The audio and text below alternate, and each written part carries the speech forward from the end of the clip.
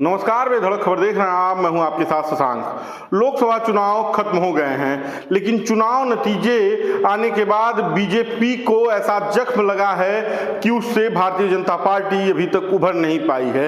लेकिन तकरीबन 12 साल बाद और 4 चुनाव के बाद अखिलेश यादव ने भारतीय जनता पार्टी पर जो जीत हासिल की है, उसे लेकर समाजवादी पार्टी और अखिलेश यादव खासा उत्साहित हैं।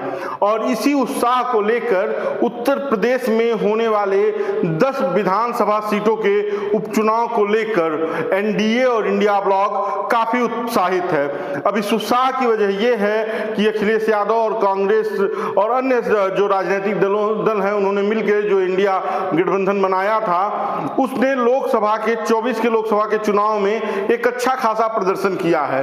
भारतीय जनता पार्टी जो 400 का नारा दे रही थी, वो उस नारे को कहीं से भी छूते हुए नहीं दिख रही थी। और उसके बाद जो परिणाम आए, उस परिणामों ने सबको चौंका दिया।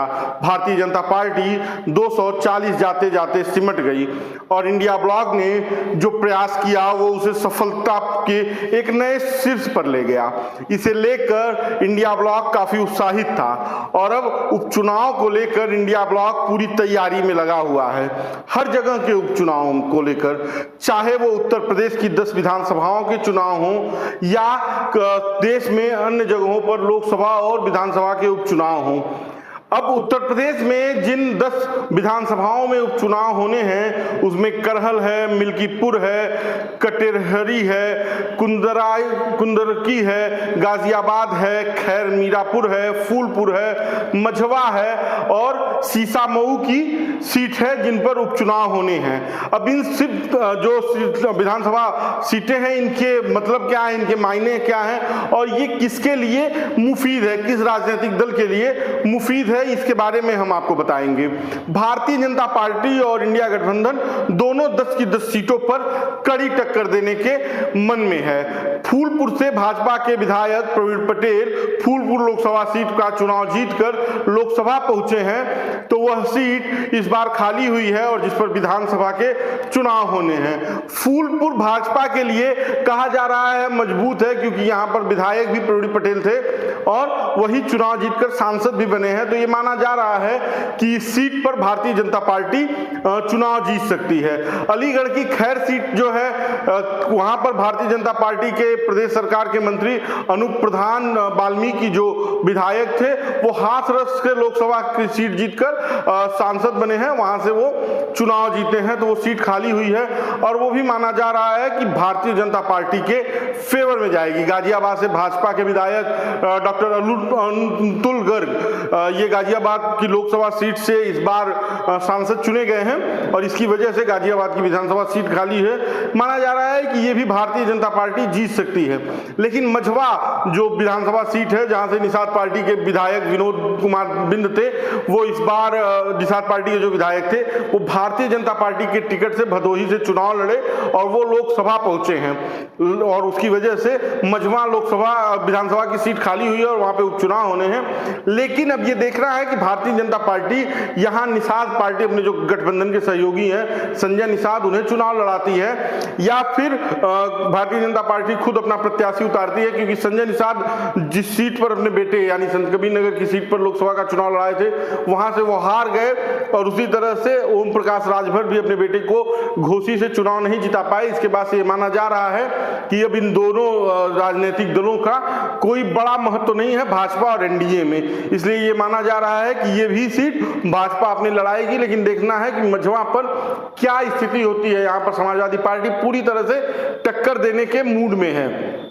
उसके बाद से आती है मीरापुर से राष्ट्रीय लोकदल के विधायक चंदन चौहान थे, जो बिजनौर से सांसद बने हैं और ये पिछली बार 22 की विधानसभा में सपा और आरएलडी के गठबंधन पर सीट जीती गई थी। इसलिए माना जा रहा है कि मीरपुर से भारतीय जनता पार्टी अगर राष्ट्रीय लोकदल के किसी नेता को चुनाव लड़ाती है तो शायद मुकाबला हो, नहीं तो ये सीट मीरपुर की जो विधानसभा सीट है, इसमें उपचुनाव में समाजवादी पार्टी खेल कर सकती है। सबसे बड़ी सीट है है मिल्कीपुर से समाजवादी पार्टी के विधायक अवधेश प्रसाद इस बार फैजाबाद अयोध्या लोकसभा सीट से सांसद बने हैं। अयोध्या वही लोकसभा सीट है जो राम मंदिर, जहां पर राम मंदिर बना उसके बाद से काफी चर्चाओं में आई और भारतीय जनता पार्टी यहां से चुनाव हार गई। अवधेश प्रसाद मिल्कीपुर से 9 बार के विधायक हैं और चर्चा चल रही है कि समाजवादी पार्टी इस बार उनके बेटे को वहां से विधानसभा का चुनाव लड़ाएगी। अब अगर मिल्कीपुर में भारतीय जनता पार्टी कुछ कमाल नहीं कर पाती है तो ये मानकर चला जाएगा कि अयोध्या में भाजपा के प्रति काफी नाराजगी है और इसलिए यह नाक की सीट भारतीय जनता पार्टी की भी बनी हुई है। उसके बाद से करहल की सीट है जहां से नेता प्रतिपक्ष अखिलेश यादव विधायक हुए थे। वो 19 में आजमगढ़ से सांसद थे, लेकिन जब 22 में विधानसभा के चुनाव हुए तो समाजवादी पार्टी का माहौल ऐसा था कि ये लग रहा था कि सरकार बनेगी, जिसे देखते हुए अखिलेश यादव करहल से और योगी आदित्यनाथ गोरखपुर सदर से विधानसभा का चुनाव लड़े थे और दोनों लोग अपनी अपनी सीट पर चुनाव जीत गए थे। भाजपा की सरकार बनी और अखिलेश यादव विधानसभा में नेता प्रतिपक्ष। लोकसभा का चुनाव 24 का जब आया तो अखिलेश यादव ने कन्नौज से लोकसभा का चुनाव लड़ा, इसलिए अब करहल की विधानसभा सीट खाली है और कहा जा रहा है कि अखिलेश यादव इस बार यहां से अपने परिवार के ही किसी सदस्य को चुनाव लड़ाएंगे। चर्चा है कि जिसे पहले उन्होंने कन्नौज से लोकसभा का प्रत्याशी बनाया था, उन्हें ही इस बार यहां से चुनाव लड़ाया जाएगा, विधानसभा का उपचुनाव लड़ाया जाएगा, जिसे अखिलेश यादव की सेफ सीट, समाजवादी पार्टी की सेफ सीट की तरह देखा जाता है। कटेहरी से सपा के विधायक लालजी वर्मा अम्बेडकर नगर से लोकसभा का चुनाव जीते हैं। उसके पहले ये बसपा में थे, बसपा छोड़ के ये 22 के चुनाव में समाजवादी पार्टी में आए, चुनाव जीते, विधायक बने और लोकसभा का चुनाव उन्होंने 24 में जीत लिया है। ये सीट खाली है और इस पर देखना है कि समाजवादी पार्टी किसे लड़ाती है और भारतीय जनता पार्टी किसे लड़ाती है। ये सीट भी सेफ मानी जा रही है समाजवादी पार्टी के लिए।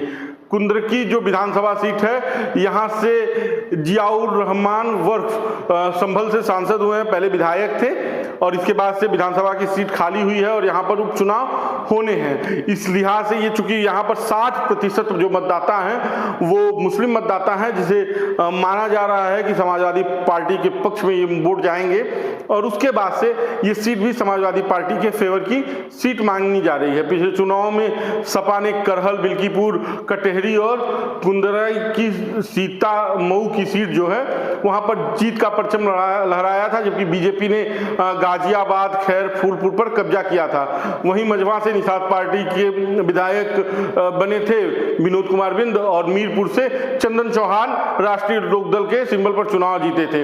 हालांकि इस बार कांग्रेस भी 2 से 3 सीटों पर चुनाव लड़ने की तैयारी में है। इंडिया गठबंधन में 10 उपचुनाव, जो 10 विधानसभाओं के उपचुनाव है, उसमें 3 सीटें कांग्रेस भी इंडिया गठबंधन की तरफ से मांग रही है और एनडीए में निषाद पार्टी और राष्ट्रीय लोकदल भी जिन सीटों पर चुनाव जीते थे वो दोनों सीटें मांग रहे हैं। अब देखना यह है कि उपचुनावों का परिणाम क्या होता है, क्योंकि अखिलेश यादव को जिंदा रखने के लिए ये एक लिटमस टेस्ट है उनके लिए और भाजपा को भी उत्तर प्रदेश में जो शिकस्त मिली है 24 के चुनाव में, उस शिकस्त को मिटाने के लिए, उस हार को मिटाने के लिए भारतीय जनता पार्टी भी इस बार पूरा दांव लगाएगी। बाकी का आप बेधड़क खबर देखते रहिए। इस वीडियो पर आपकी क्या राय है कमेंट बॉक्स में बताइए। वीडियो अच्छा लगे तो शेयर जरूर कीजिएगा, हमारे चैनल को सब्सक्राइब कीजिएगा। धन्यवाद।